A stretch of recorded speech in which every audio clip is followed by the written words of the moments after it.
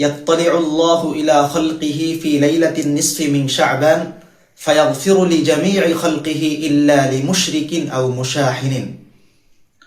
15ই শাবান অর্থাৎ 14ই শাবান দিবাগত রাত, মাগরিবের পর থেকে 15ই শাবান শুরু হয়। সেই রাতে আল্লাহ রাব্বুল আলামিন তার সৃষ্টিজীবের প্রতি রহমতের দৃষ্টি দান করেন এবং তার সকল সৃষ্টিজীবকে তিনি ক্ষমা করে দেন, শুধুমাত্র 2 ব্যক্তি ছাড়া।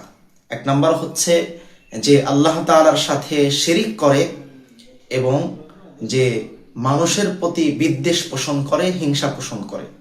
তাহলে আমরা এই হাদিস থেকে জানতে পারলাম যে শবে বারাত বা লাইলাতুন নিসফি মিন শাবান, এই রাতে আমাদের করণীয় কি। 1 নম্বর হচ্ছে আল্লাহ তাআলার কাছে আমাদের দীর্ঘদিনের যেই গুনাহ আছে তার থেকে পানা চাওয়া, ক্ষমা চাওয়া এবং আমাদের অন্তরের মাঝে যেই বিদ্বেষ আছে, যে মানুষের প্রতি যে খারাপ মনোভাব আছে, এটাকে দূর করতে হবে আমাদের।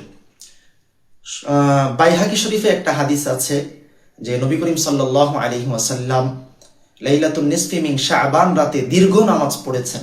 এমনকি হযরত আয়েশা সিদ্দিকা রাদিয়াল্লাহু তাআলা আনহা উনি ধারণা করেছিলেন যে হয়তোবা নবী করিম সাল্লাল্লাহু আলাইহি ওয়াসাল্লাম এই দুনিয়া থেকে বিদায় নিয়ে চলে গিয়েছেন। এই কারণে তিনি নবী করিম সাল্লাল্লাহু আলাইহি ওয়াসাল্লামের বৃদ্ধাঙ্গুলে উনি খোঁচা দিয়েছিলেন, স্পর্শ করেছিলেন।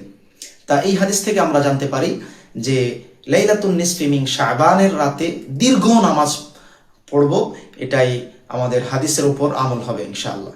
কিন্তু এই রাতে নামাজের জন্য একত্রিত হওয়া এবং মসজিদে একত্রিত হওয়া এবং ডাকাডাকি করা, এটাকে উলামায়ে কেরামগণ বিদআত বলেছেন এবং সুন্নাহের পরিপন্থী বলেছেন।